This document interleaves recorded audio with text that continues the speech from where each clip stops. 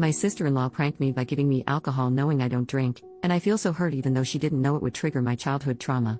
I, 29F, don't drink alcohol.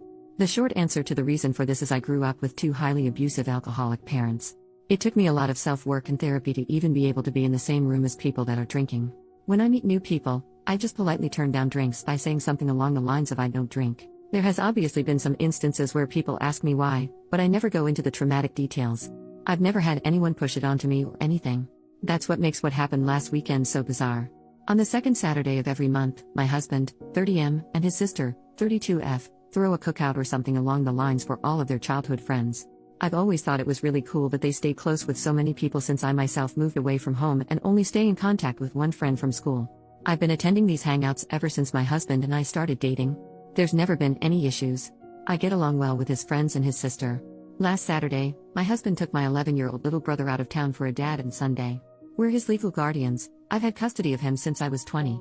So I went to the cookout alone this time. I've done this a couple times before, it's always been fine. So, my sister-in-law handed out the usual mimosas, and I asked for just orange juice like always. When I took a sip of the drink she handed me, I immediately spit it out because I could taste champagne.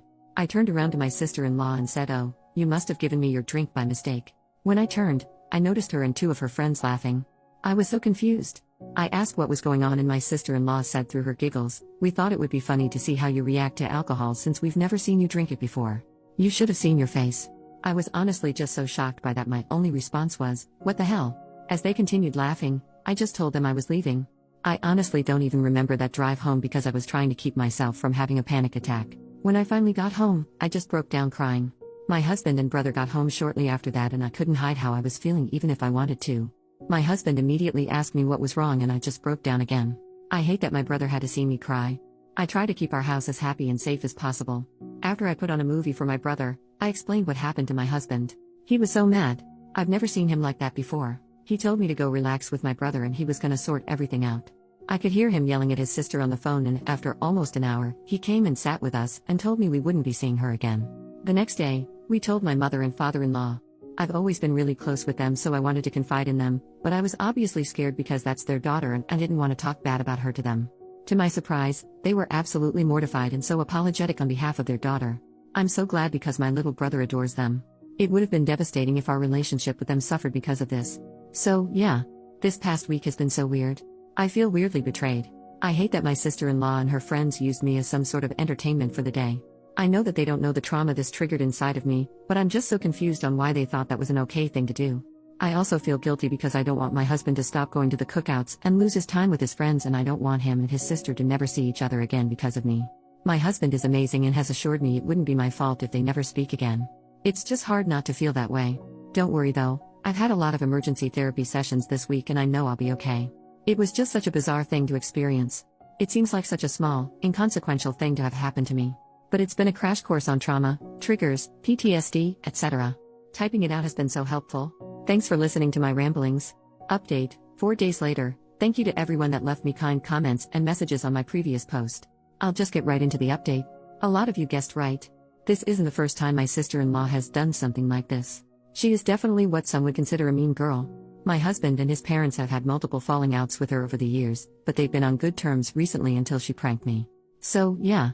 I could see how my husband's immediate reaction to go no contact seemed like an overreaction, but he's dealt with a lot from her in the past.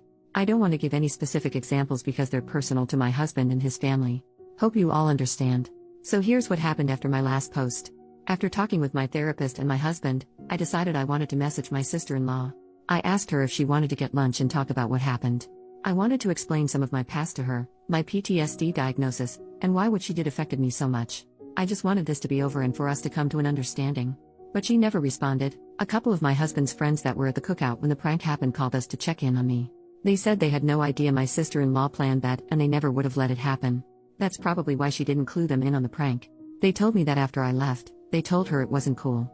After a couple days I just gave up hope of her messaging me back and decided to start moving on. Yesterday, my sister-in-law blew up my husband's phone. She said some pretty awful things.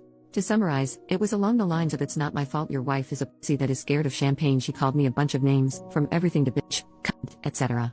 She said she never liked me and she wished my husband stayed with his high school girlfriend. They broke up when they were 18 by the way, my husband is 30. Lol. The worst thing she said was, my husband was just doing charity by taking in a couple of orphans. If you don't remember, I have custody of my 11-year-old brother and we don't have any contact with our parents because they're abusive. So yeah, some pretty awful stuff. I was honestly just shocked. I thought we got along fine.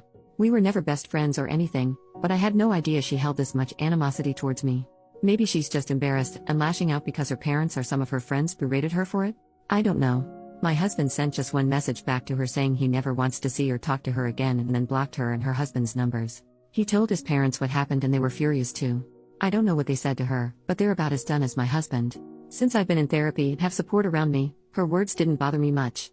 I know she obviously has some problems to deal with and I'm just her latest target. The worst thing she did was bring my brother up. I'll never forgive her for that. He's not an orphan. He has 2 parents that love him. And I'm not either. I have in-laws that love and support me. They always have my back, even when it comes to their own daughter. If I never see my sister-in-law again, I'd be fine with that. I truly hope one day she'll come to her senses and understand the way she treats people isn't right. We've decided to turn every second Saturday of the month into family day in place of the cookouts. I'm gonna be just fine. I'm already feeling miles better than I did writing my previous post. For everyone calling me dramatic, I'm genuinely glad you don't have any experience with PTSD or triggers. I don't think it's funny to give someone alcohol without their consent even if you know the person drinks. Anyway, again, thank you for all the kind words. I hope there will be no more updates, but if anything crazy happens, I'll let you know.